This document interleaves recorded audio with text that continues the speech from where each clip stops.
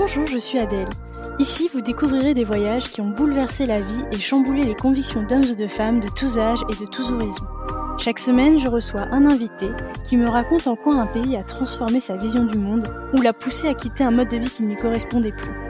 Alors laissez-vous porter par le premier podcast qui raconte une histoire autour d'un voyage. Bienvenue chez les Frenchies autour du monde, le podcast des voyages qui ont du sens.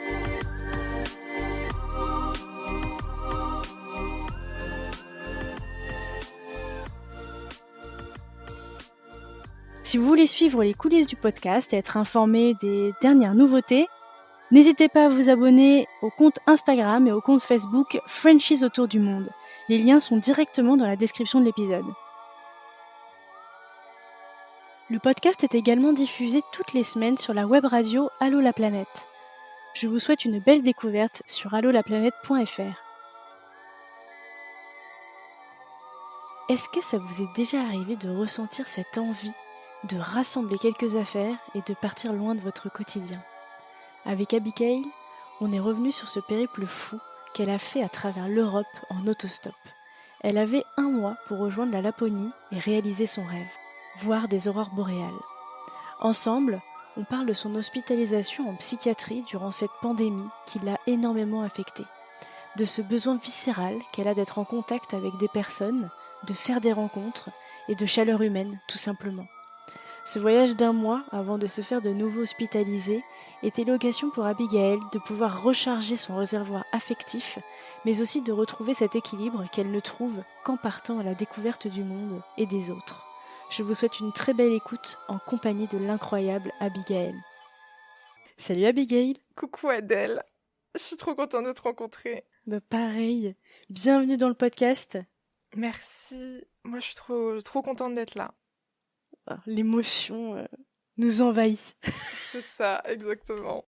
Alors, je vais commencer par te demander de te présenter pour nos auditeurs. Donc, nous redonner ton prénom, nous dire ton âge, la ville d'où tu viens en France, et puis nous dire 2-3 mots sur ton parcours pro. Ok, donc je m'appelle Abigail, j'ai 25 ans, je viens de Paris. Et mon parcours en quelques mots, je dirais que j'ai commencé par faire des études, j'ai une licence en finance. Donc j'ai commencé à faire des études à Descartes et tout, et en fait la finance c'était catastrophique. Ça me plaisait pas du tout. Moi je suis hyper empathique et tout, et je suis moi je suis une grosse sensible de la vie, et mes principes de base c'est la bienveillance, c'est l'entraide, c'est l'esprit d'équipe. Et en fait, la finance, c'est tout l'opposé, quoi. C'est la compétition, chacun pour soi, il faut faire du business, du chiffre, etc. Donc, je me suis pas du tout retrouvée là-dedans. Donc, c'est là où j'ai commencé, je pense, à avoir une âme un peu plus aventurière, parce que j'ai fait 1 an, j'ai tout quitté, je suis partie 1 an en Irlande. Donc, j'ai fait 1 an en Irlande. Et en fait, en Irlande, j'étais dans une coloc avec plein de latinos, donc des Brésiliens, des Chiliennes, tout ça.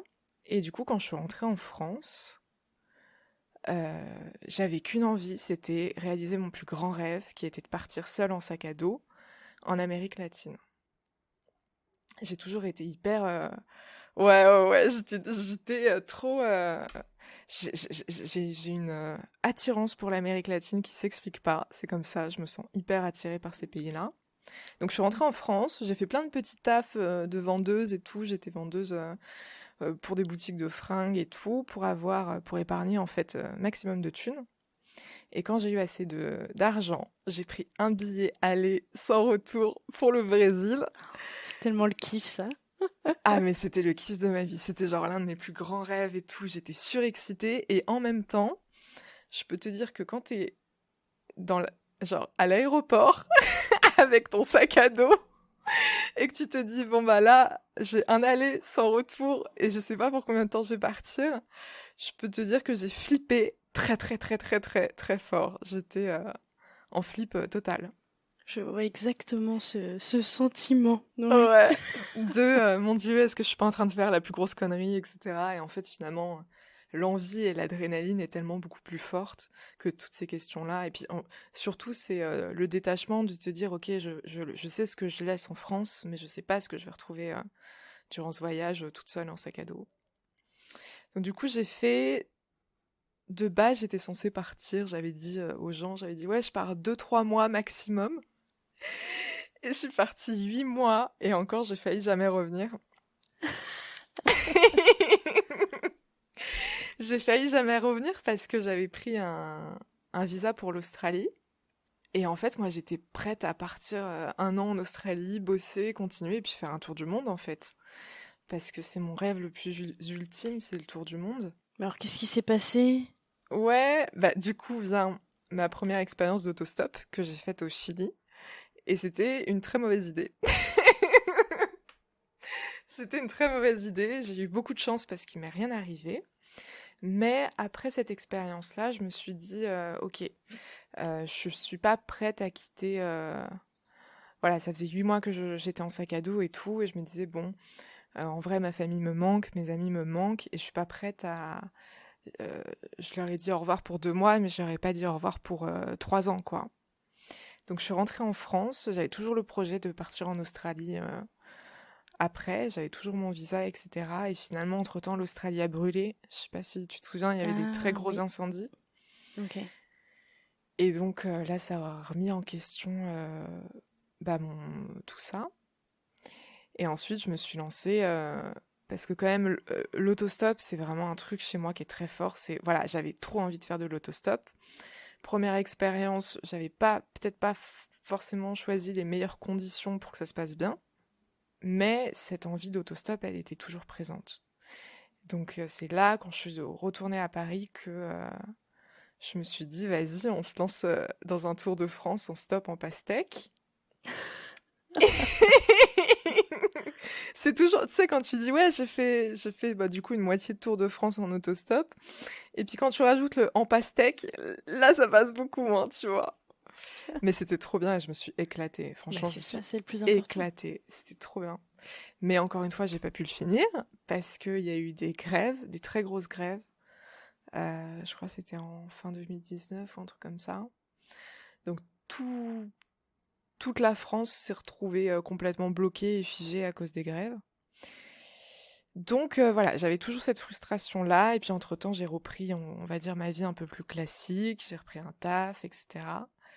Et à un moment, j'ai ressenti le besoin de reprendre la route et de reprendre l'autostop parce que, au final, c'est l'addition de toutes ces frustrations de voyage qui n'ont jamais complètement abouti. Et je trouve qu'il n'y a rien de plus frustrant de te dire, voilà, t'es prête à réaliser ton plus grand rêve. Financièrement, t'as bossé pour mettre de l'argent de côté pour réaliser ce plus grand rêve. Et en fait, il y a les étoiles qui sont pas alignées à ce moment-là qui ont fait que bah, j'ai pas pu finir. J'ai jamais pu partir en Australie faire mon PVT, j'ai pas pu finir mon Tour de France en autostop. Et tout ça, c'est des frustrations qui s'additionnent où je me suis dit non, je sais que c'est resté dans un coin de ma tête et que je le ferai. C'est juste une question de moment.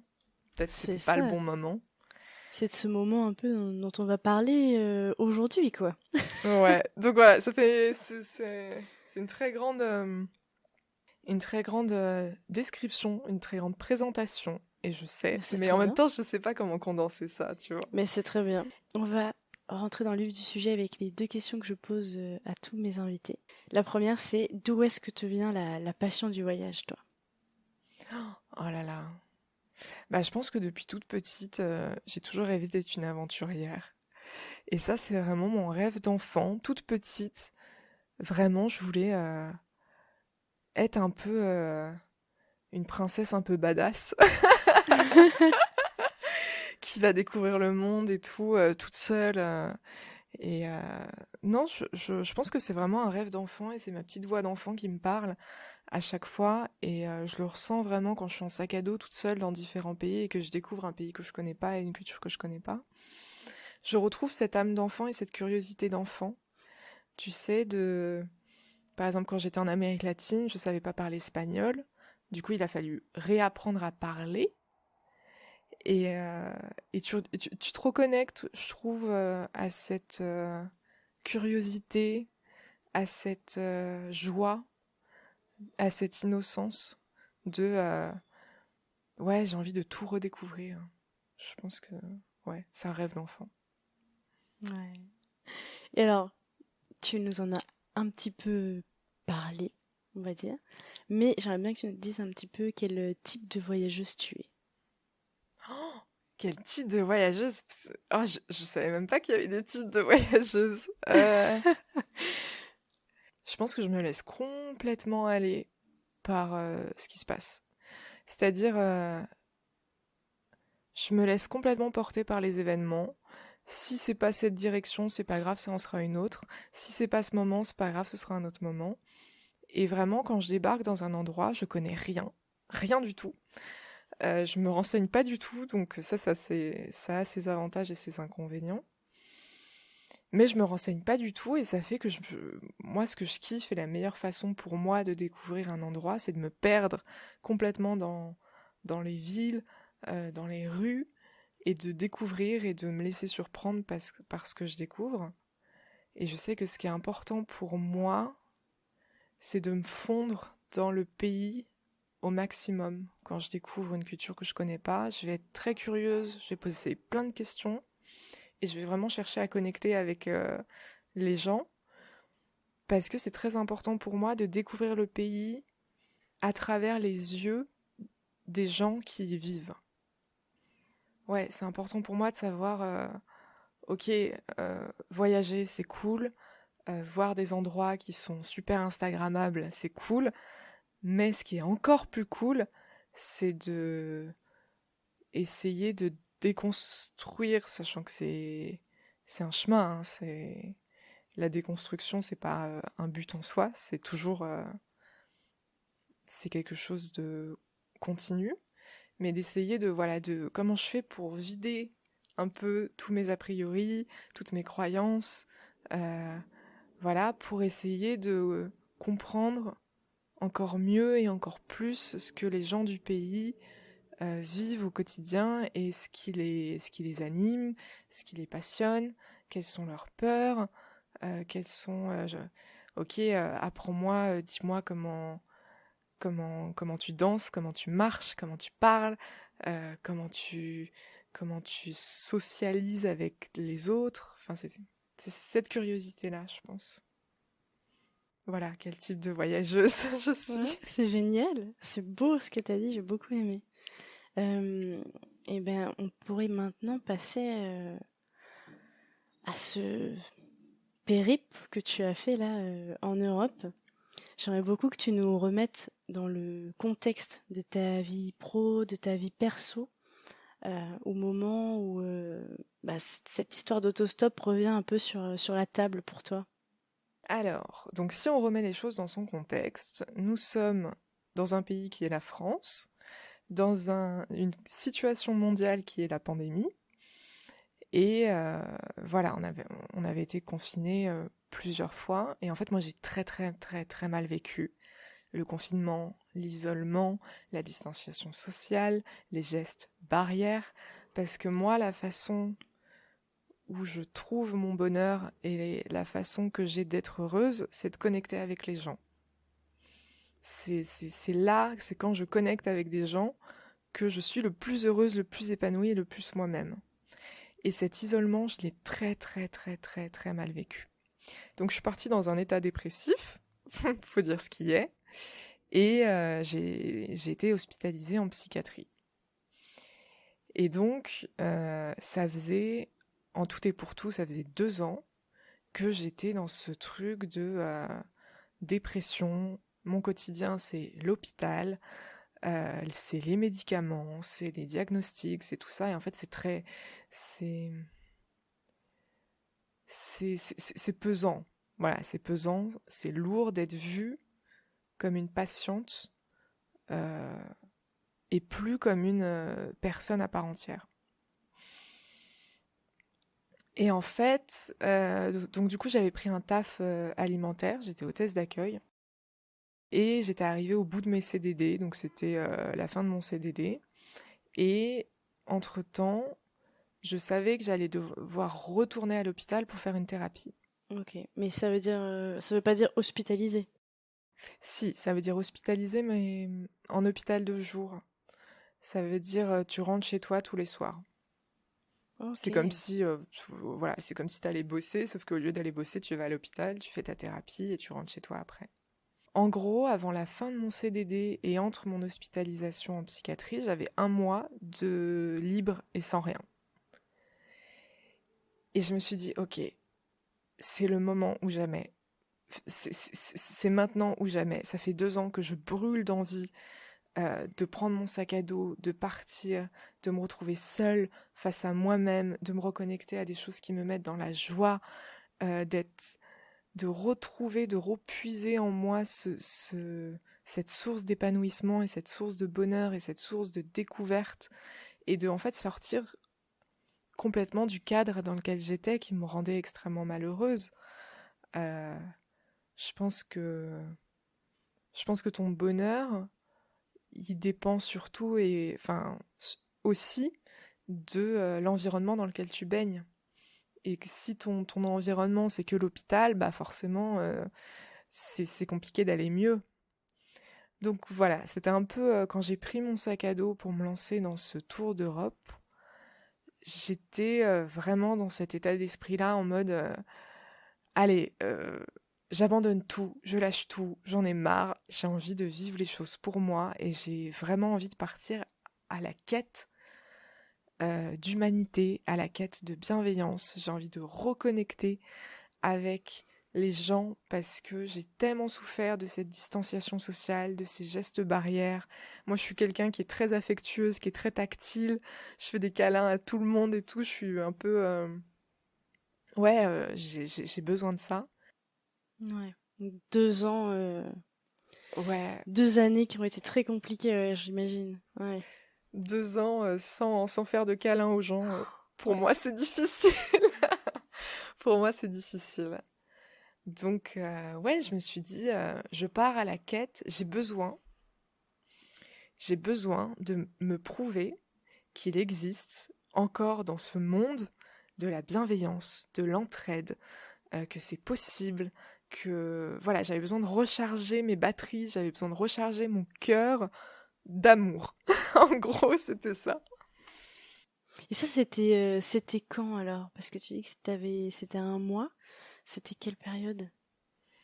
C'était tout le mois de février, sachant que Ah, j'ai donc c'est un super peu... récent. C'était... Ouais. euh, Je suis partie, je crois, le 7 février. J'ai voyagé pendant 1 mois et 1 semaine parce que j'ai pas réussi à rentrer à temps. J'arrive jamais à tenir les délais de voyage. Moi, je trouve que vraiment, ça sert à rien de dire vas-y, je pars pour 2 mois, je pars pour 3 ans. Parce que à chaque fois, moi, je déborde toujours. Ça dure jamais le temps que je rentre jamais à la date prévue. Donc ouais, ça a duré 1 mois et 1 semaine. Ok, donc ouais, t'es rentrée il y a trois Je suis semaines, rentrée. quoi. Je suis rentrée, ouais, ouais, ouais, carrément. Waouh, c'est génial.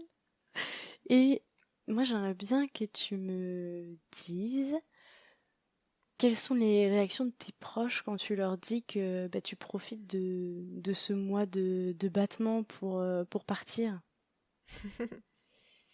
Euh, Bah, je pense que j'ai la chance d'avoir des proches qui comprennent que ma façon de me recharger, ça passe par le voyage.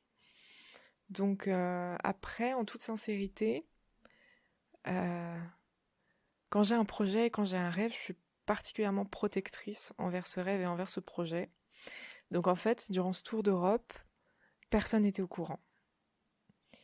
Euh, j'ai tout gardé pour moi, j'ai tout gardé ça secret parce que c'était une expérience que je devais vivre seule avec moi-même. Euh, et je voulais pas être interrompue ou polluée par... Ouais, je me suis vraiment déconnectée, j'ai coupé l'éponge et voilà. C'était mon moment à moi et j'avais besoin de vivre cette expérience seule. Donc j'ai quand même prévenu les gens qui me sont très proches pour leur dire, voilà, pendant 1 mois, je pars voyager. Mais je leur ai pas dit où, je leur ai pas dit comment et je leur ai pas dit... voilà, je leur ai dit, je pars. Je reviens pour mon hospitalisation et puis voilà, je vous enverrai. Enfin, Par exemple, pour tout ce qui est les relations familiales, ma mère, elle a quand même besoin d'être rassurée, ce qui est normal. Mm, c'est ça. Donc, elle m'a juste dit, voilà, envoie-moi, dis-moi à chaque fois que tu changes de pays. Donc, c'était le deal. À chaque fois que je change de pays, je prévenais ma mère. Mais ça s'arrête là. Mais alors, comment est-ce que tu as préparé ton voyage? Déjà, on n'a même pas, tu ne l'as pas encore dit que c'était en Europe. Donc, je te propose déjà de nous dire comment tu t'es décidé pour l'Europe et puis comment tu as préparé tout ça. J'ai rien préparé du tout. Ah J'ai ouais. rien préparé du tout, mais rien du tout. Euh, donc du coup, je savais que j'avais comme projet de faire un tour d'Europe. Je savais que c'était hyper important pour moi de le faire de la façon la plus humaine possible. Mais alors ça, t'y Donc, pensais, enfin l'Europe, c'était quelque chose qui t'attirait, voilà, que tu y réfléchissais depuis longtemps dans ta tête. je sais que ça faisait un mois que je savais que dans ma tête que je voulais prendre mon sac à dos et que je voulais partir. Ça, c'était une évidence. Après, l'Europe, parce que ouais, je voulais faire un tour d'Europe. Et l'autostop, parce que l'autostop, c'était le moyen le mieux pour rencontrer des gens. Donc voilà un peu comment ça s'est goupillé dans ma tête. Je savais, ça pour le coup, je sais que quand j'ai une idée en tête, je sais exactement ce que je veux. Mais après, la façon dont ça va se faire, là, je me laisse complètement porter, j'en ai aucune idée. Donc je savais pas du tout quel pays j'allais faire, aucune idée, j'avais pas d'itinéraire préconçu, rien du tout. C'était vraiment, moi je prends mon sac à dos, mes chaussures, et puis je me laisse porter par les événements, et en fait tout peut arriver. Je suis hyper ouverte. Je me laisse complètement porter par les rencontres, porter par les recommandations des gens, porter par les expériences aussi. Parce que moi j'estime que pour l'avoir déjà vécu, euh, il y a des pays dans lesquels tu te sens super bien, et tu as envie de rester vraiment plus longtemps. Et à l'inverse, il y a des pays où tu te sens pas bien du tout et tu as envie de partir très vite. Et ça, c'est vraiment propre à chacun, c'est sa boussole interne. Et c'est pour ça que moi, je sais que pour moi, ça marche pas de faire des itinéraires et des trucs parce que je veux rester libre de m'écouter. C'est-à-dire, si je me sens pas bien à un moment ou à un autre, à tel endroit, je pars. Ça s'arrête là. Si je me sens super bien et j'ai envie de rester plus longtemps parce que je rencontre des gens trop bien et tout, je reste. Et ça s'arrête là. Donc en fait, c'est une façon très simple. C'est juste, je me laisse porter au fil des rencontres et puis je regarde ce qui vient. Donc j'ai fait mon sac à dos et j'ai fait ma petite pancarte. Et si j'avais quand même un rêve à réaliser, c'était voir des aurores boréales. Donc sur ma pancarte, j'avais mis Polar Light pour expliquer bien à tout le monde, je veux réaliser mon plus grand rêve et voir des aurores boréales. Après, comment et est-ce que je vais y arriver? Est-ce que ça va marcher? Est-ce que ça va pas marcher? J'en ai aucune idée. Moi, je sais juste que, à partir du moment où je suis sur la route avec mon sac à dos et ma pancarte, je sais que je kiffe ma vie et que l'expérience en elle-même me suffit déjà amplement pour être heureuse. Si j'y arrive, c'est encore mieux et c'est un gros bonus. Si j'y arrive pas, je sais que dans tous les cas, j'aurais quand même kiffé. Ouais, c'est génial. Et donc dans ta tête, tu te dis, je pars en stop. Donc je vais voir où est-ce que ça me mène. Je prépare pas d'itinéraire. Donc logiquement, pour dormir, c'est la même chose. Alors, pour dormir, le plan de base, c'était se faire héberger par des gens. La réalité est tout autre. Ouais. La réalité, c'est que c'est beaucoup plus compliqué que ce que je pensais que de se faire héberger par des gens. Peut-être Et encore c'est... plus avec ce qui s'est passé là, avec le Covid pendant 2 ans, de plus recevoir du monde. Ouais, Ça a je peut-être pas pense aidé que... ça, hein. Je, je pense que clairement, je sais pas comment d'autres voyageurs ou voyageuses l'ont senti, mais j'ai vraiment l'impression qu'il y a eu un avant et un après pandémie. Avant pandémie, quand j'ai fait mon tour de France, c'était hyper facile pour moi de me faire héberger. Et là, le tour d'Europe, après pandémie, c'était hyper difficile, quoi. Alors que j'ai pas l'impression d'avoir une façon de demander qui soit brute ou irrespectueuse, quoi. J'ai vraiment C'est ça, et puis l'impression... tu fais pas non plus peur, ou tu Ouais. vois, enfin, je sais pas. Et puis voilà, dans ma façon de demander, j'avais ma petite pancarte. Sur ma pancarte, j'avais mis des photos d'aurore boréale pour expliquer aux gens. Et puis voilà, j'expliquais ma démarche. Je disais, bon bah voilà, je suis une voyageuse. Mon rêve, c'est d'aller au pôle Nord en autostop, réaliser mon plus grand rêve qui est d'aller voir des aurores boréales. Je cherche un hébergement pour ce soir. Est-ce que vous connaissez quelqu'un qui peut m'héberger? Ou est-ce que tu connais quelqu'un qui connaît quelqu'un qui connaît quelqu'un, du cousin, de la tante, par alliance, du beau-frère, voilà, qui peut m'héberger?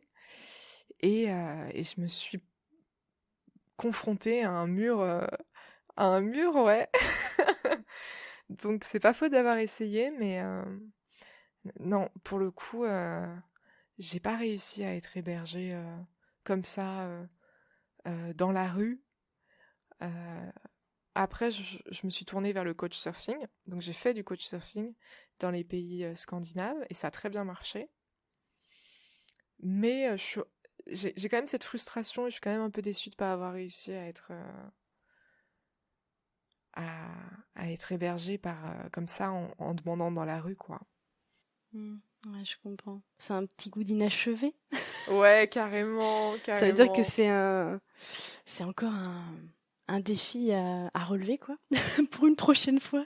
Exactement. Moi, je me dis, bon, peut-être que la situation en ce moment a créé vraiment beaucoup de craintes et de peur vis-à-vis des inconnus et des voyageurs. C'est possible, hein, que les gens aient finalement beaucoup moins l'habitude d'ouvrir leurs portes. Euh, mais je sais que ce sera remis. Si c'est pas cette année, ce sera dans 2 ans. Si c'est pas dans 2 ans, ce sera dans 5. Si c'est pas dans 5 ans, ce sera. Voilà, il y a toujours. Moi, j'estime que on peut toujours réaliser ses rêves dans 10, 20, 30 ans, peu importe. Peu importe quoi. Si je sais être patiente parce que je suis très butée. Donc je suis très très butée. Quand j'ai un rêve, je sais que je vais le réaliser, mais en même temps, je suis très patiente et je sais que ça se réalisera, mais pas maintenant. Ça se réalisera au bon moment. C'est ça. Quand les étoiles s'aligneront. Quand les étoiles seront alignées, exactement. Et est-ce que tu peux nous parler un petit peu de la philosophie derrière l'autostop finalement? Alors pour moi, l'autostop, c'est c'est vraiment le saut dans le vide. C'est-à-dire, tu te réveilles chaque matin, tu n'as aucune idée de si ça va fonctionner ou pas. Tu n'as aucune idée euh, de combien de voitures il va te falloir pour arriver d'un point A à un point B. Tu n'as aucune idée de dans quel patelin paumé au milieu de nulle part tu vas te retrouver. Et pour moi, la mentalité de l'autostop, c'est vraiment j'accueille tout ce qui se passe, peu importe comment ça se présente. Pour moi, c'est vraiment ça. Et c'est aussi, moi, je sais que l'autostop, ça m'a aidé énormément à développer des capacités et des qualités que je pense avant j'avais moins. C'est vraiment la capacité d'adaptation. Parce que quand tu fais de l'autostop, dans ta tête, t'as toujours un plan A, un plan B, un plan C, un plan D.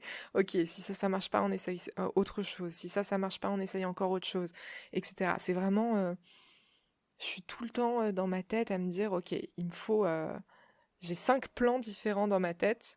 euh, si jamais il y a quelconque difficulté qui se présente. Mais pour moi, la vraie mentalité de l'autostop, c'est accueillir tout ce qui se présente, peu importe comment ça se présente.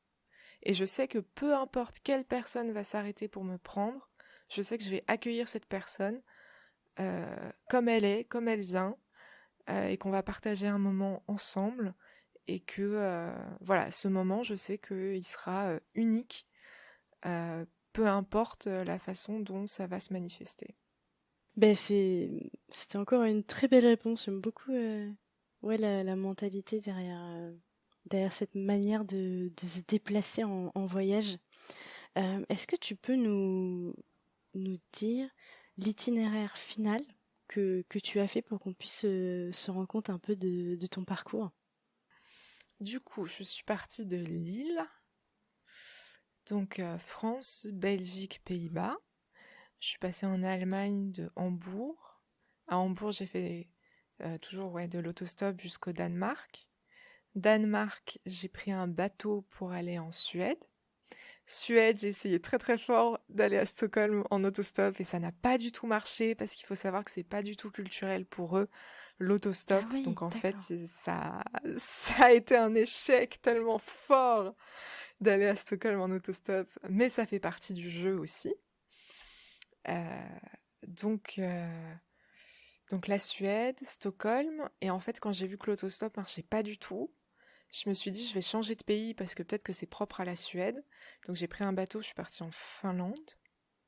Finlande, j'ai réessayé l'autostop et en fait il faisait tellement froid.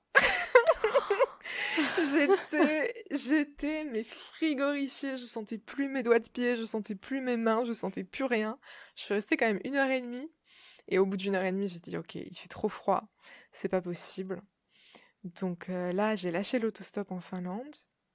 J'ai pris plusieurs bus pour aller jusqu'en Laponie. Je suis allée jusqu'en Laponie. Là, la Laponie, donc j'ai fait du couchsurfing et tout. Bah, mon plus grand rêve, c'était de réaliser des aurores boréales. Donc en Laponie, j'étais tendue du string comme jamais parce que je me suis dit, il faut que je voie des aurores boréales, sinon je vais craquer mon slip. Puis c'est surtout, ça faisait 2 semaines, parce que tout ça, j'ai fait en 2 semaines. Ça faisait 2 semaines que je disais à tous les gens qui m'hébergeaient, tous les gens qui m'avaient pris en autostop, je vais réaliser mon plus grand rêve, je vais voir des aurores boréales, je vous envoie des photos, dès que j'ai vu les aurores boréales. Et c'est vrai que dans ma tête, j'avais pas du tout l'option de ne pas avoir d'aurore boréale. Ouais, c'est ça, ouais. Bref, À force ouais, de le verbaliser, là, il fallait que ça se réalise, quoi. exactement. Donc j'étais en Laponie. Je suis restée 4-5 jours, je crois, en Laponie. J'ai booké une excursion pour voir des aurores boréales. Et de 19h jusqu'à 1h du matin, à -25 degrés, on a cherché des aurores boréales. Et Et elles n'ont jamais fait, oh elles n'ont non! jamais, elles se sont jamais présentées. Et en fait, le guide nous a dit qu'il faisait pas assez froid et qu'en fait, il fallait que, il y avait trop de nuages et il fallait qu'il fasse entre -25 et -30 pour les voir. Parce que quand il fait, parce que dans ces températures-là, il fait tellement froid que les nuages disparaissent. Donc c'était trop nuageux et le guide m'a dit mais par contre si tu restes une semaine de plus, la semaine prochaine, c'est sûr à 200%, il y a des aurores boréales. Et j'étais là en mode Oh! non. C'était le bon lieu, c'était la bonne saison et c'était juste pas la bonne semaine. Donc j'ai pris un peu une claque à ce moment-là et en même temps ça a été un super apprentissage de pas avoir des aurores boréales. Parce que je me suis dit ouais, je me suis dit, c'est toute la beauté d'un rêve, en fait. C'est que tu mets tout en place pour le réaliser et au final, t'as aucune garantie à la clé et ça t'apprend vraiment. Ça a été une très grande descente et en même temps, ça a été ouais, un très grand apprentissage de me dire, ouais, il y a quand même des choses qui sont complètement indépendante de nous et de nos actions et on a beau croiser les doigts très très fort et prier très très fort, rien n'est garanti. Et ça reste la beauté des aurores boréales, c'est que c'est un phénomène qui est rare et bah du coup ça me force à retourner en Laponie.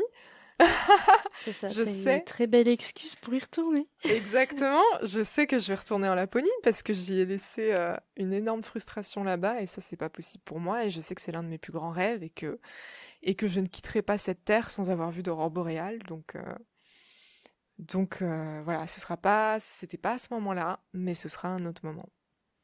Donc voilà, Donc là, t'es en Laponie. Laponie. Ouais. Ensuite, Laponie, je suis redescendue à Helsinki. Helsinki, j'ai pris un bateau pour aller en Estonie. Estonie, j'ai repris l'autostop pour aller en Lettonie. Et là, il s'est passé ce qui s'est passé avec l'Ukraine. Ah oui, c'est vrai. Ah mais oui, Et ouais, ça arrivait à la fin de ton périple. c'était, bah moi je comptais rentrer en France tout en autostop, etc. Et en fait, j'étais pas du tout au courant de Troisième Guerre mondiale, bombardement. J'étais mais pas du tout au courant. Et j'ai appris ça en Lettonie parce que du coup j'ai vu toutes les manifestations, j'ai compris qu'il se passait quelque chose de grave. Et là, ouais, ça m'a beaucoup chamboulée de me dire qu'à quelques frontières plus loin, il y avait des gens qui se faisaient bombarder. Et en fait, par rapport à mes valeurs et au message que je voulais véhiculer, c'était, voilà, je trouvais que c'était hyper déplacé et maladroit de ma part de faire de l'autostop dans des pays qui sont en état d'urgence, en fait. Donc la Lituanie était en état d'urgence et la Pologne était en train d'accueillir tous les réfugiés ukrainiens. Donc j'ai arrêté l'autostop, je suis allée à Varsovie, mais pareil, je pense que j'avais pas mesuré la gravité de la situation encore à ce moment-là. Et à Varsovie, je me suis retrouvée euh, bloquée parce qu'il y avait tous les Ukrainiens qui fuyaient leur pays et j'ai énormément culpabilisé d'être là à ce moment-là. Mon Dieu, je me suis dit qu'est-ce que je fais là, enfin voilà. Donc je suis restée bloquée parce qu'il y avait plus de bus et plus de trains. Tout était bloqué, tout était overbooké. Donc j'ai attendu jusqu'à avoir un bus et je suis partie en Autriche. Et ensuite en Autriche, là j'ai repris mon autostop pour aller en République tchèque. République tchèque, Berlin, parce que Berlin, je voulais absolument faire cette ville. Et Berlin, Paris. Voilà un peu pour le tour. Et en C'est tout et pour génial. tout, dans tout ce trip, en tout et pour tout, j'ai réalisé plus de 2000 km en autostop. Je crois en tout j'ai fait 2200 km, mais j'arrondis à 2000. Je me suis dit... donc voilà. Mais ça n'a pas toujours marché, mais quand ça marche, c'est extraordinaire. Et mais est-ce que tu veux nous parler euh, de moments particuliers qui t'ont vraiment touché, de rencontres aussi? Euh, Ça peut être aussi des instants clés où tu t'es dit, tu t'es senti vraiment bien. Je te laisse un peu libre de nous Il y en a parler tellement. de ça. Bon, j'imagine que ça va être peut-être dur de devoir un peu choisir, mais Il y en a tellement parce qu'il faut savoir que tous les gens qui s'arrêtent pour prendre une petite autostoppeuse avec sa petite pancarte, tous les gens qui s'arrêtent, c'est des gens qui sont mais d'une bienveillance, d'une gentillesse. Euh, mais moi, j'ai pris une claque, hein. Franchement, j'ai pris une claque de tous ces gens qui sont... ouais, où c'est vraiment juste le plaisir de partager un instant avec quelqu'un, le plaisir d'aider. Et, et c'est fou. Et après, ouais, des anecdotes. Oh là là, j'en ai eu, hein. Ça passe par un monsieur à Amsterdam qui... Il est passé une première fois devant moi, il s'est pas arrêté. Et en fait, il a continué à rouler. Et il s'est dit non, quand même, j'aurais dû la prendre et tout. Et du coup, il a fait demi-tour pour aller me récupérer. Et quand il m'a récupéré, du coup, il a fait style que c'était la première fois qu'il me voyait. Donc, on a papoté et tout. Et en fait, au bout d'un moment, quand on a papoté, il me dit, bon, je dois t'avouer quelque chose et tout. Donc, je regarde, je fais quoi? Qu'est-ce qu'il y a? Il me dit, bon, je t'avoue, c'est pas la première fois que je te croise. En fait, j'ai fait demi-tour pour venir te récupérer. Et j'étais, mais mon Dieu, c'est trop chou, c'est trop adorable. Ça m'a vraiment touchée. Donc, il y a ça, il y a un couple qui était parti en vacances. Et en fait, leur voiture était full. Vraiment, ils avaient 500 milliards de... Ils avaient pas la place. Vraiment, ils avaient pas la place pour quelqu'un. Et, euh, et en fait, quand ils m'ont vu, ils ont réaménagé, réorganisé toute leur voiture wow, carrément. pour avoir la place de me prendre. Et ça pareil, c'est vraiment... Et, le gars, il a ouvert le coffre, il s'est dit, bon, Comment je comment on fais? va faire pour aller rajouter quelqu'un dans cette voiture? Voilà, ça passe par un couple au Danemark qui de base ils m'ont pris. C'était pour faire une petite distance. Vraiment, c'était pour faire toute petite distance. Et en fait, le feeling est tellement bien passé que à chaque fois qu'ils voulaient me déposer, finalement, ils voulaient plus me déposer. Donc ils étaient là en mode, bon, on la laisse à la frontière de l'Allemagne. Après, ils ont fait, bon, on l'emmène avec nous au Danemark. Après, ils ont fait, bon, est-ce qu'on l'emmènerait pas avec nous à la maison, tu vois? Ah oui, carrément. Et en fait, ils ont fini par m'héberger parce qu'ils voulaient plus me laisser, ils voulaient C'est plus me laisser. génial. Et ils m'ont énormément avancé sur mon parcours et sur mon trajet. Et pareil, le lendemain matin, ils m'ont déposé dans une station essence. Et c'était un couple, c'était un petit papy et une petite mamie de 80 ans. Et, euh, et le petit papy, il est resté dans sa voiture à attendre pour être Oh, sûr que j'ai une voiture pour aller à Copenhague. oh, c'est tellement adorable. Et c'était tellement adorable de vraiment, ils se sont pris d'affection pour moi et ils étaient vraiment là en mode non, non, on s'assure qu'elle soit bien dans une voiture direction Copenhague et on reste là tant qu'elle n'a Oh pas là trouvé là, sa c'est voiture, tu trop vois. adorable. Donc ouais, non, mais à chaque fois, c'est pareil. C'était où? C'était en Allemagne. J'étais dans une station essence et je demandais, du coup, je demandais aux gens s'ils pouvaient me prendre dans leur voiture. Et là, je vois un couple et en fait, j'ai même pas eu le temps de demander. Je voyais déjà que c'était OK. Et c'était le couple le plus chill, le plus relax, le plus détente de toute l'histoire de l'humanité des couples. Vraiment, ils étaient, mais d'une détente. Voilà, ils étaient, mais oui, vas-y, viens, pas de soucis et tout, bidule machin. Donc moi, trop contente, je rentre dans la voiture et là, dans la voiture, il y avait une petite surprise. Je vois qu'il y a un bébé à l'arrière. Et moi, j'avais pas vu Oh, qu'il y avait un bébé à l'arrière. Et le bébé, il me regarde avec des grands yeux. Et moi, je regarde le bébé avec des grands yeux aussi, en mode... tu vois, on s'est regardé avec le bébé en mode... Qu'est-ce que tu fais là? Et c'est pareil, du coup, le père de famille, il ouvre le coffre. Donc, en fait, il y avait toutes les affaires de bébé, la poussette et tout. Il y avait tout, quoi.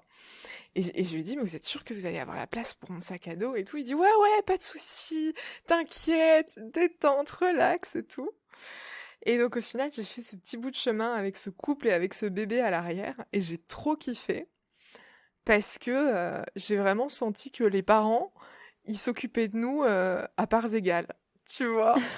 Genre, le bébé, il buvait un équivalent, je crois, du Yoplait, un truc au chocolat, tu sais, une boisson exprès pour les bébés. Et du coup, la mère de famille, elle me donne aussi un truc au Yoplait, au chocolat et tout, en mode, je ne fais pas de différence entre les, c'est entre ça. les enfants, tu vois. Et au final, le bébé était aussi, comme ses parents, super détente et c'était trop stylé. Moi, j'ai trop kiffé me retrouver dans une voiture comme ça, avec un petit bébé à l'arrière. Et puis, au final, Ah ouais. avec le bébé, on s'est regardé. C'était super drôle. Donc, ouais, non, j'en ai plein des anecdotes comme ça. J'en ai plein. Euh, Bon, allez, j'en raconte une dernière. Mais oui, bien sûr. J'étais en Estonie. Et donc, du coup, t'as un mec qui s'arrête, qui me prend en autostop. Et en fait, il a un très mauvais niveau d'anglais. Donc, et il me prenait pour une très longue distance qui était 4 heures. Et j'avoue que je me suis dit, comment je vais faire pour parler avec lui pendant 4 heures, sachant qu'il y a une barrière de la langue. Diana, oui. Et en fait, pareil, c'était un père de famille, il avait 2 enfants. Et en fait, j'ai senti qu'il était hyper théâtral. Je sais pas comment expliquer. Mais en fait, il m'a tellement fait rire pendant 4 heures parce que j'ai tout compris à ce qu'il voulait me dire, parce que en fait, il mimait tout, où il faisait des bruits, où il rejouait des scènes. Vraiment, c'était un clown, quoi. C'était Oui, et puis il s'est mis à fond dans le truc, quoi. ouais, ouais. Et moi, je me suis dit, mais j'imagine tellement le père de famille qui fait des spectacles de théâtre à ses enfants, quoi. Ça faisait vraiment ça. Et en fait, le mec, il hyper extraverti et tout. Et je me suis éclatée. Le mec m'a fait rire pendant 4 heures non-stop. Et à me raconter plein d'histoires, à mimer, à faire des bruits, à chanter, mais tout, quoi. Donc, c'était trop bien, quoi. C'était trop bien. Et, euh, et c'est pareil, j'ai eu aussi un monsieur en République tchèque qui parlait pas un mot d'anglais. D'où, d'ailleurs, un petit tips si des gens veulent faire de l'autostop, le fait d'avoir une pancarte, ça aide énormément quand les Ah gens ouais. parlent pas la même langue, parce que tu montes la pancarte et tout. Et donc, j'étais en République tchèque avec ce mec, et il parlait pas un mot d'anglais. Et moi, je parle pas un mot de tchèque. il me parlait, et moi je lui disais en anglais que je comprenais pas ce qu'il me disait. Et je lui dis une fois, deux fois, trois fois que je comprends pas. Et en fait, au bout d'un moment, je réalise que, en fait, il parle, et je me dis bon, bah écoute, ça a l'air de lui faire tellement plaisir et de lui faire tellement du bien. Je sais pas ce qu'il me raconte, mais il a l'air tellement. Je me dis bon, bah écoute, on va le laisser parler, tu vois. Et le mec, je sais pas, il me racontait toute sa vie, aucune idée de ce qu'il m'a dit. Mais il s'est éclaté, quoi. Et c'est pareil, quand il m'a déposé, je me suis dit, j'ai rien compris de ce qui s'est passé. Mais le gars était trop content, il m'a fait un énorme câlin et tout.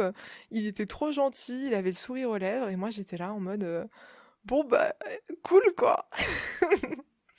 Donc voilà un peu pour les anecdotes de Ah voyage, ouais. d'autostop.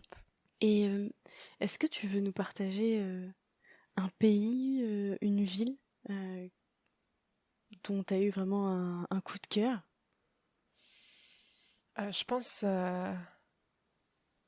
les pays scandinaves. Euh, Parce que vraiment, c'était pas du tout sur ma checklist des pays, c'était pas du tout des pays qui étaient sur ma checklist. Parce que moi, je suis, pour une raison toute bête, hein, mais moi, je suis hyper frileuse et c'est des pays où il fait froid. Et voilà, pour cette raison, j'ai jamais vraiment pensé ou réfléchi. Et en fait, je suis tombée folle amoureuse des pays scandinaves parce que ils ont une façon de penser, ils sont tellement plus évolués sur, euh, par exemple, la question des inégalités. Euh, Moi, je sais que dans ma vie en France, je suis quand même très militante. Et en fait, dans les pays scandinaves, toutes les questions euh, d'inégalité de genre ou de sexe, ou toutes les questions LGBT, QIA+, etc., c'est tellement acquis que c'est un non-sujet. C'est-à-dire, même si tu as envie d'en parler, en fait, il n'y a rien à dire tellement c'est acquis et tellement c'est évident qu'il n'y a pas d'inégalité entre les hommes, les femmes, tellement c'est évident qu'il n'y a pas de... que si t'es un couple LGBTQIA+, si t'as envie de te marier, tu te maries, si t'as pas envie de te marier, tu te maries pas, si t'as envie d'avoir des enfants, tu fais des enfants, si t'as pas envie d'avoir d'enfants, tu n'en fais pas. C'est... Ça m'a fait un bien fou, en fait, d'être dans un pays vraiment hyper ouvert et... euh, Et vraiment, ça fait du bien, quoi. C'est parce que moi, j'ai quand même l'impression, en France, j'ai l'impression que on dépense tellement d'énergie à faire la grève, à faire des manifestations, à être pas content, à essayer de faire bouger les choses, voilà, on voit bien dans le tableau politique qu'on a aujourd'hui que il y a quelque chose qui cloche quand même sur plein de questions. Et ouais, ça m'a fait du bien et ça a été une bouffée d'air frais. Et puis même, quoi, le pays en lui-même, je veux dire, la Suède, la Finlande, c'est des grandes étendues de nature. Euh, voilà, la nature appartient à tout le monde. D'un point de vue écologie, ils sont, pareil, beaucoup plus avancés.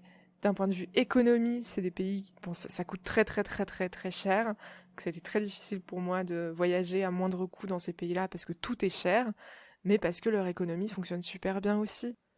Donc, après, bien sûr, ils ont leurs problématiques qui leur sont propres. Par exemple, en Laponie, bah, t'as un vrai souci avec le soleil et ils ont des problèmes d'alcoolisme ou des choses comme ça. Donc, chacun a sa part d'ombre, chacun a sa part de lumière. Je veux dire, euh, chaque pays a ses problématiques. Mais c'est vrai que les pays scandinaves, moi, ça a été un coup de cœur. Un coup de cœur. Et une Ah ouais. surprise, une belle surprise. Et une super belle surprise parce que j'en attendais rien. Vraiment, j'avais pas d'attente particulière vis-à-vis de ces pays-là. Et j'ai trouvé ça tellement beau. La Laponie, c'est une beauté. Et pareil, on peut se dire, mais attends, il fait -10, -20, comment les gens font pour vivre là-bas? Et en fait, j'ai fait du couchsurfing j'ai été hébergée par des étudiants qui sont en Erasmus. Et en fait, ils veulent pratiquement tous rester en Laponie et continuer et faire leur vie en Laponie. Et je comprends tout à fait parce que leur système éducatif est l'un des meilleurs systèmes éducatifs d'Europe, ça c'est sûr, et peut-être même du monde. Et en fait, ouais, ils sont tellement bien là où ils sont. Et c'est tellement... ouais, t'as plein de problématiques qui sont solutionnées que je comprends. Franchement, je comprends le fait que on ait envie de partir vivre dans les pays scandinaves et qu'on ait envie de partir vivre en Laponie, même s'il n'y a pas beaucoup de soleil et qu'il fait très très froid. Je, franchement, je suis tombée folle amoureuse de ça et de cette façon de vivre. Donc, super belle surprise, ouais. Est-ce que tu veux ajouter autre chose sur tout ce, toute cette aventure ou pas? Oui. Je sais que beaucoup de personnes ont cette image de l'autostop euh,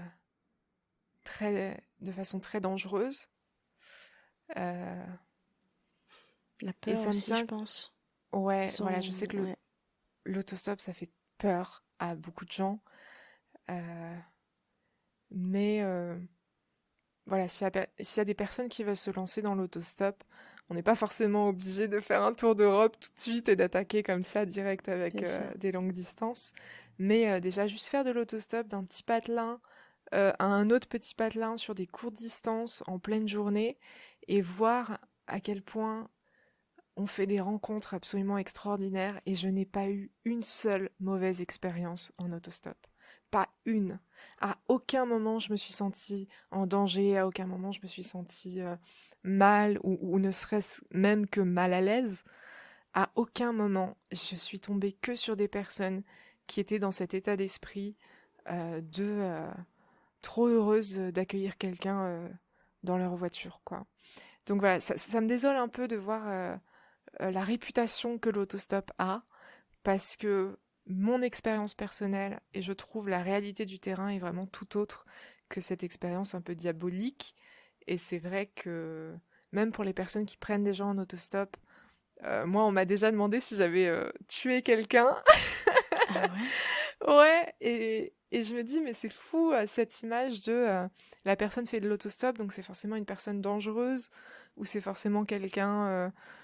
Enfin voilà, je trouve qu'il y a tout ce climat-là de peur qui finalement n'a pas lieu d'être, ou en tout cas pas autant. Voilà, évidemment qu'il y a des risques, mais tout comme il y a des risques n'importe où, dans n'importe quel pays, dans n'importe quelle ville, tout comme il y a des risques quand tu rentres, enfin, sur Paris, moi je sais, quand je prends le métro toute seule pour rentrer, il y a des risques aussi, mais l'autostop, ça reste quand même une super belle expérience, et c'est tellement dommage de se priver d'une telle expérience, euh, parce qu'il y a des rencontres qui sont extraordinaires à faire, quoi. Voilà. C'est vrai. Je suis complètement d'accord. Bah écoute, on arrive vers la fin de cet échange. J'aimerais beaucoup que tu nous dises, toi, ce que ça t'apporte finalement le voyage sur le plan personnel notamment, et puis sur ta vision du monde aussi. Moi, je trouve que plus je voyage, moins j'ai peur du monde. J'ai l'impression que quand je suis sur Paris et que j'allume ma télé, que le monde est horrible et très dangereux. Et finalement, plus je pars en voyage expérimenté, voilà, je suis partie toute seule en Colombie en sac à dos, par exemple. Je suis partie toute seule en autostop, etc. Et en fait, plus je découvre le monde et moins je le trouve dangereux. Plus je découvre le monde et plus je le trouve beau, plus je le trouve extraordinaire. Et je pense que c'est aussi ça, la beauté du voyage, c'est qu'on en veut toujours plus, parce que quand on découvre que finalement, derrière nos peurs, il y a des expériences absolument extraordinaires, il y a des aventures super belles à vivre et il y a des rencontres à faire, euh, bah ouais, on a envie de prendre son sac à dos et de partir.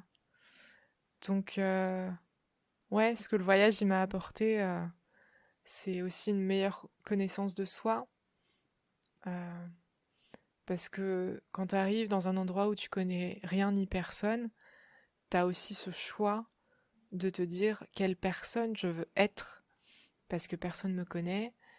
Donc quelle part de ma personnalité va, je sais pas, va surgir. Moi, j'ai l'impression que c'est une surprise. Je sais pas comment je vais me comporter face dans tel pays, face à telle personne. Et je suis c'est à chaque fois des super belles découvertes aussi sur soi, ouais. Une meilleure connaissance de soi, je pense. Et aussi, comme tu le disais au début de notre échange, ce que tu aimes aussi, c'est donc beaucoup le partage. Donc c'est aussi comment dire, remplir le réservoir de rencontres, de... Est-ce que tu peux nous en dire un peu plus? Oui, bah là je suis trop contente parce que j'ai rechargé mon cœur d'amour et d'interaction sociale pour longtemps, je pense, parce que j'avais les batteries bien vidées. Donc là, je suis trop heureuse. Non, je sens vraiment que ça me recharge en amour, quoi. C'est impressionnant de voir, enfin, comment on peut passer d'un état d'esprit où, bon, j'ai rien d'exceptionnel, j'ai pas l'impression que j'ai quelque chose à apporter à quelqu'un, ou ce type de schéma de pensée.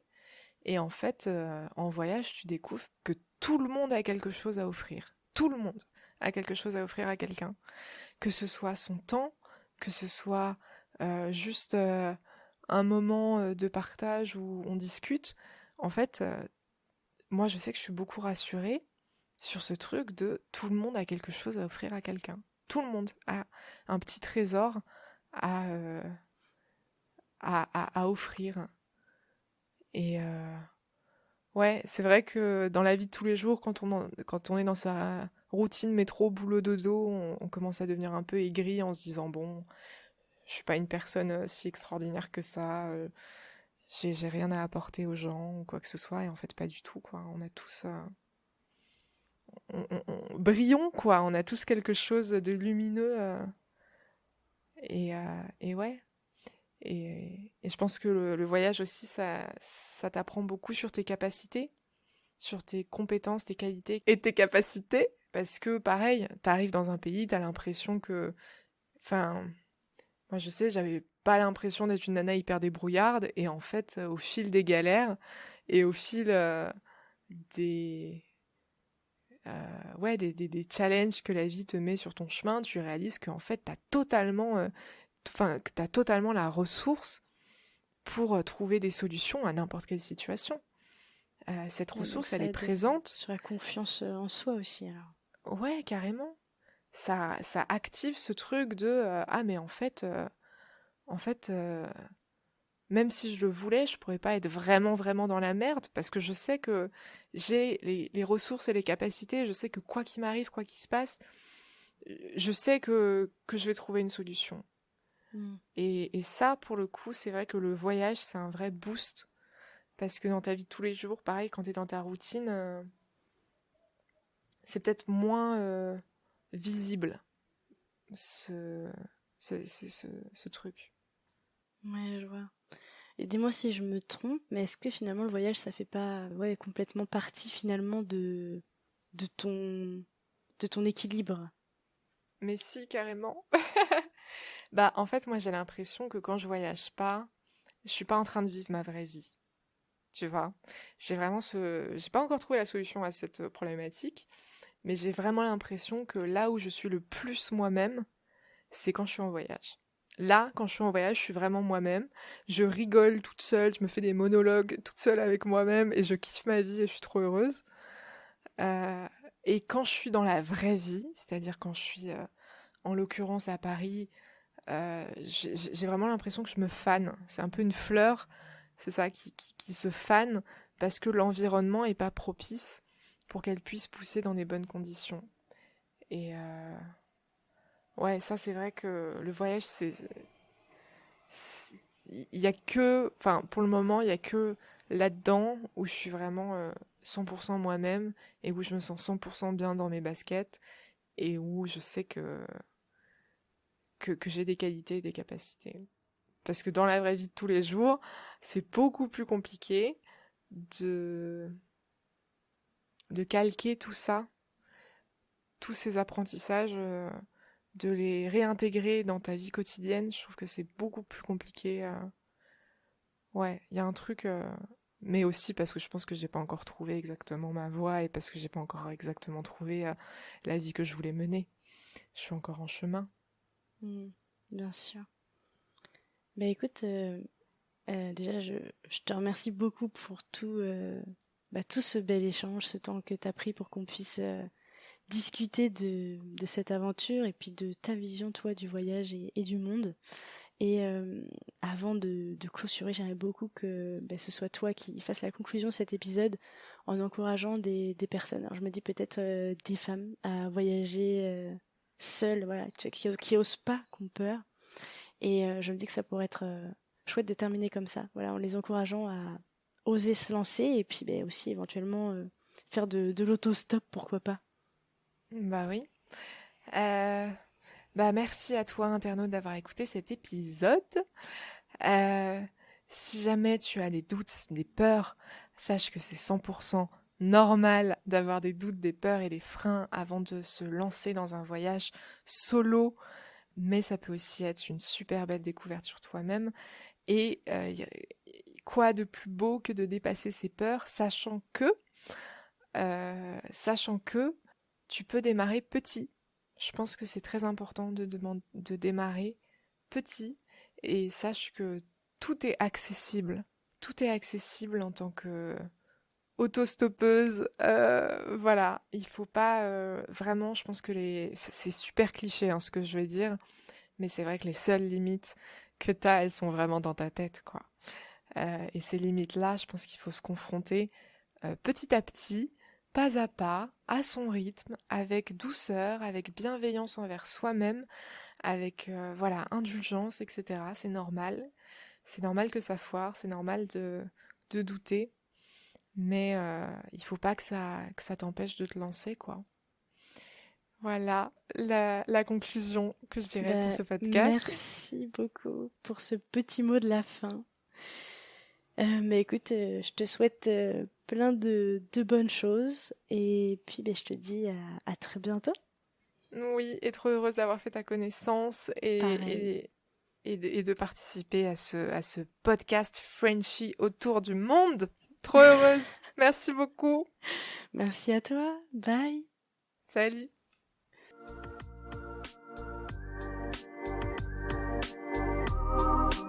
C'est la fin de cet épisode, mais j'ai encore besoin de vous. Si vous avez Apple Podcast, n'hésitez pas à laisser 5 étoiles et même à mettre un petit avis. Cela m'aide énormément à faire gagner en visibilité à ce podcast. Si l'épisode vous a plu, n'hésitez pas à le partager au plus grand nombre. Il ne me reste plus qu'à vous dire à lundi pour un prochain épisode des Frenchies autour du monde.